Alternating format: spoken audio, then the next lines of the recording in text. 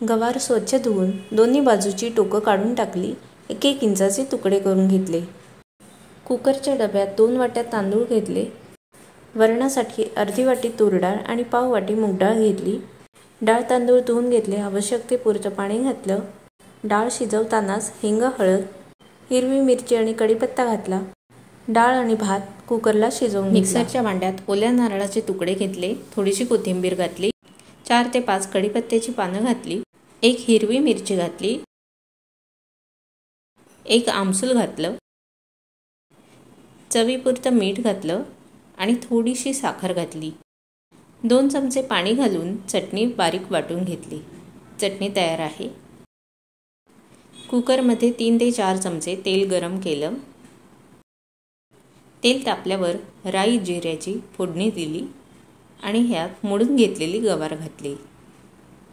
गवार थोडीशी परतून घेतली. पाव चमचा हळद आणि चिमूटभर हिंग घालून पुन्हा एकदा मिक्स करून घेतलं. 1 वाटीभर काळे वाटाणे घातले. हे वाटाणे रात्रभर भिजत ठेवून सकाळी उकडवून घेतले होते. 1 चमचा मीठ घातलं आणि 2 चमचे मालवणी मसाला घातला. सर्व मिक्स करून घेतलं. वाटून घेतलेलं ओलं खोबरं घातलं. हे सर्व व्यवस्थित परतून घेतलं आहे. आता यात गरजेप्रमाणे पाणी घालून कुकरच्या 3 शिट्या होईपर्यंत भाजी व्यवस्थित शिजवून घेतली.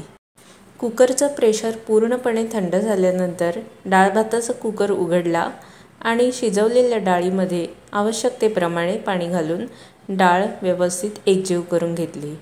इथे कडकडीत तेलामध्ये अळूवड्या दोन्ही बाजूंनी खरपूस अशा तळून घेतल्या. अळूवड्यांची रेसिपी आपल्या चॅनेलवर अगोदरच अपलोड केलेली आहे. तर अशा प्रकारे आपली व्हेज थाळी तयार आहे. वरण भात, गवार वाटाणा भाजी, खरपूस तळलेल्या अळूवड्या सोबत आमसूल घालून केलेली खोबऱ्याची चटणी, दह्याची वाटी आणि 2 चपात्या. तर कशी वाटली आजची व्हेज थाळी?